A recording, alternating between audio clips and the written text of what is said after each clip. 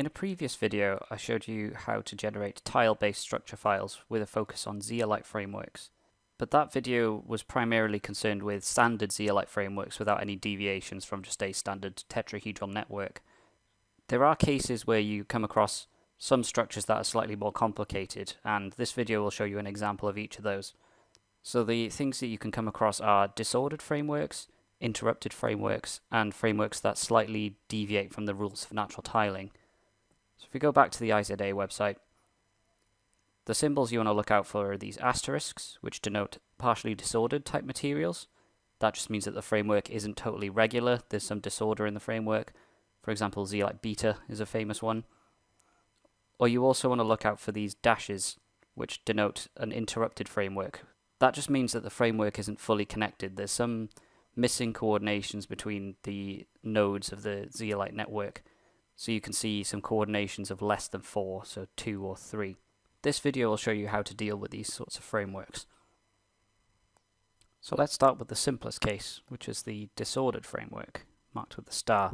So I've got zeolite beta here in a database, and the disordered frameworks you can pretty much treat the same way as any normal framework. There's just some slight disorder in the structure. It doesn't really change the coordination. It's still a tetrahedral framework. So we can still calculate the adjacency matrix using the same approach, where we use solid angles and a high minimum omega. So if I just run that, it's generated our adjacency matrix. Then we can just calculate the tiling the same way as we normally do, using ADS.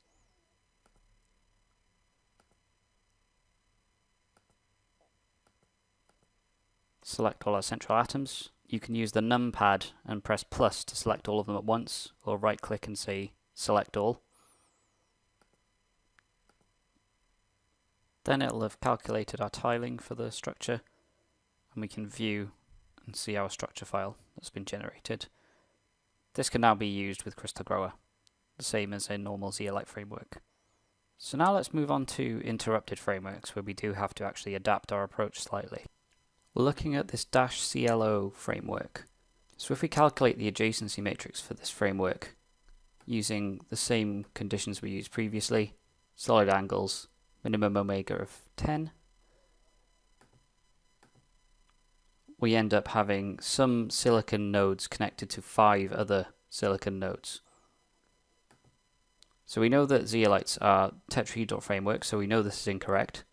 So if we study the adjacency matrix, go to the one that's coordinated to 5.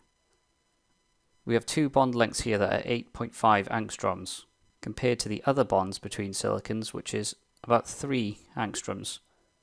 So we know that these 2 bonds are probably incorrect. To get around this, we simply just need to increase the minimum omega value. So we'll just change that to, say, 15, for example. Press run. Now those coordinations have reduced down to 3. Now if we just double click to check the adjacency matrix, you can see that those bonds are now missing. So if we right click and say expand all, so we can see these bonds are all roughly the same length, about 3 angstroms. Changing the minimum omega value is actually quite useful for normal zeolite frameworks as well, because 10 can sometimes overestimate the connectivity. Now we can run ADS as we have previously to calculate the tiling and generate the structure file. So I'll click ADS, and I'll need to change some of the options here because the CLO framework actually has a larger ring size than 16. So if I go to the IZA page for the CLO framework, you can see that there are some 20 rings in the structure. So we'll just need to bump that up to 20 and then run to calculate the tiling. Just press yes to all these questions here, and then select all our central atoms, and then wait for the tiling to be calculated. Sometimes more than one type of tiling is calculated for a framework, but the one marked NT will always be the natural tiling. So this is the one that you should use for your structure file. If you right click and press view, then we can look at the structure file that we've generated, then save it to use with CrystoGrower, the same as we have previously. So the step where I looked at the IZA website to find the largest ring size is easy to do for known zeolite frameworks, but for ones that are unknown or hypothetical frameworks, then you'll have to look in your structure and try and identify the rings manually yourself. But the same approach should work, as long as you look for the largest ring size in your structure. So now we can move on to the most complicated case, where you calculate a modified natural tiling for a framework. So why would you want to do this? Let's say, for example, you've calculated your natural tiling for your framework, and you've tried to grow the structure in CrystoGrower, but for some reason your crystal is growing as a very thin plate, like one layer thick. This is due to some situations where you can get very large tiles calculated, and depending on the connectivity of the framework, this can create very large energy barriers towards growth in certain directions. But what do we mean by a modified natural tiling? So if I go back to one of these references that I've discussed previously, it's natural tiling for nets paper, you can see the rules for natural tiling that I've discussed previously. So the rule we're going to look at here is Rule E. So this states that Rule B may be overridden for tiles with wastes of all negative curvature vertices. And Rule B states that the faces of tiles must be locally strong rings. So what that's saying is, when you have wastes of negative curvature weak rings, you can turn that ring into a face, and that's your modified natural tiling. So if I scroll up to this figure here are two examples of where this rule has been invoked. On the right we've got UFI, on the left we've got LTN. So with UFI you can see this tile in the center, which when you separate these two top tiles, you actually get this alpha cage or TGRC that you see in quite a lot of frameworks. So practically this makes sense, as we've shown in our previous research that closed cages are key rate determining steps during the crystal growth of zeolite frameworks. So how do we actually perform this in ToposPro? We need to find some way to override Rule B when using ADS to calculate the natural tiling. The first step, we need to calculate the adjacency matrix as usual, so I'll use AutoCN with the settings we used previously, where we had solid angles and a high minimum omega. Press run and we get our tetrahedral net. So now we need to calculate the tiling with ADS. So I'll select the framework and run ADS. Then look at the options. So I'm going to leave everything the same on this page. But if I go to this page, we've got a ring size of 20 here, which was for our -CLO framework we just looked at.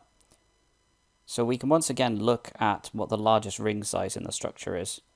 As this is a known zeolite, we could go to the IZA and look up UFI, and we can see the largest ring size is 8. Again, if this is an unknown structure, you can look at your CIF file and try and identify the largest ring size in your crystal structure. So if I go back to ADS, I can change that max ring to 8. Now I'll navigate to the tiling tab. You can see that the max tile size has been reset, which always happens when you change your ring size. You can see the rules of natural tiling that are active. So you can see all of them are active right now. But Rule B we want to override because that's what Rule E does. And we remember that Rule B refers to all tile faces being strong rings. So the sensible first step is to try and remove locally strong rings, which we can't disable until we actually disable natural tiles, because we're not actually creating natural tiles here, because we're not following all the rules of natural tiling. So now we can switch off locally strong rings, and you can see Rule B is now inactive. So if you press OK, run, press OK to all the prompts that appear, choose our central atoms, and calculate the tiling. Now we can right click and view our structure file and compare the tiles to the known tiling from the IZA website. So we've got TGRC1, which we remember is part of one of the large tiles which has now been separated, TUFI, T-cube, and also TCLE. So if we go to the IZA, we can see that that's the same as the tiles displayed here.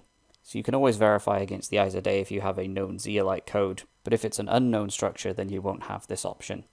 You'll have to go based off of the tile names in your structure file. If a tile is not recognized, it will just be titled tile NO, like tile number.